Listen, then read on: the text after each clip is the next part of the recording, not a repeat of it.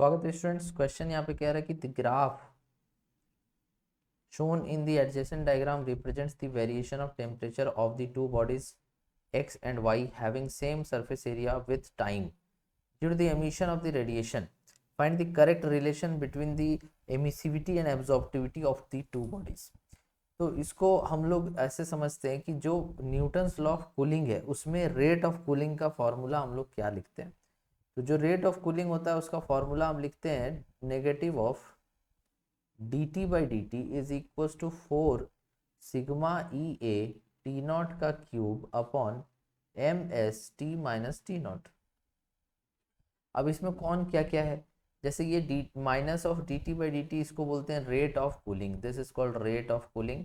किस रेट से बॉडी ठंडा हो रहा है। 4 तो कांस्टेंट है, सिग्मा को बोलते हैं स्टेफेंस कांस्टेंट, ई एमिसिविटी है, A area of the surface, T naught temperature of the surrounding, mass of the body, specific heat capacity, temperature of the body minus temperature of the surrounding. अब इस question में अगर हम दो bodies को compare कर रहे हैं एक्स एंड वाई, तो उनका सरफेस एरिया सेम है, उनका जो सरफेस एरिया है वो सेम है। साथ ही साथ 4 कांस्टेंट है, सिग्मा कांस्टेंट है, सराउंडिंग का टेम्परेचर भी दोनों के लिए सेम रहेगा। और इनिशियल देखो, इनिशियल दोनों इसी पॉइंट से स्टार्ट हुआ है, मतलब initial temperature of both the bodies same है। ठीक है, तो यहाँ पर हमने देखा कि जो रेट ऑफ कूलिंग है, ठीक है, वो डायरेक्टली प्रोपोर्शनल है स्मॉल ई के। ओके, ठीक है, तो यहाँ पर हमारा रेट ऑफ कूलिंग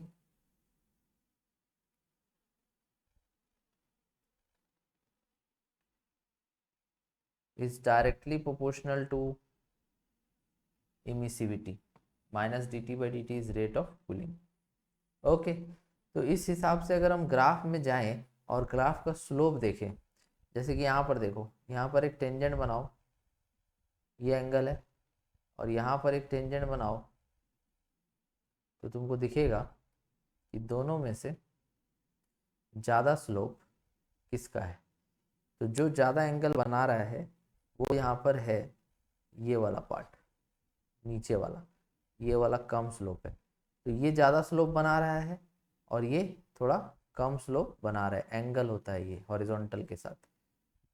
ठीक है, तो ये t upon y upon x minus d T by D t ये स्लोप है, और ज़्यादा स्लोप किसका है, एक्स का, कम स्लोप किसका है, वाई का। इसका मतलब emissivity of x is greater than emissivity of y. एक तरीका और है कि यहाँ पर हम टेम्परेचर को कर देते हैं फिक्स। ठीक है, तो इस पॉइंट का टेम्परेचर जो क्या है एक्स के लिए, इस पॉइंट का टेम्परेचर जो क्या है वाई के लिए, तो अगर सेम टाइम हम ले तो सेम टाइम में ज़्यादा टेम्परेचर किसका गिर गया, एक्स का।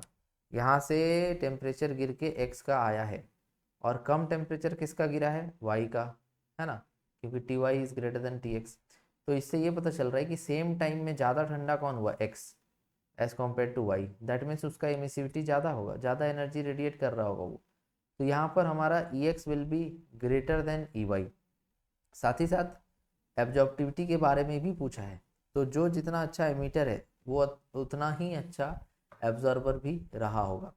तो इस वजह से हमारा जो ए ई एक्स अगर ई वाई से ज़्यादा है तो ए एक्स भी ए वाई से ज़्यादा होगा। जो जितना अच्छा एब्जॉर्ब करेगा वो उतना ही अच्छा एमिट भी करेगा। तो अगर कोई बहुत अच्छा एमिटर है दैट मीन्स वो उतना ही अच्छा एब्जॉर्बर भी रहा होगा। तो इस वजह से इसका ऑप्शन नंबर सी जो है करेक्ट हो जाएगा। Thank you so much for watching.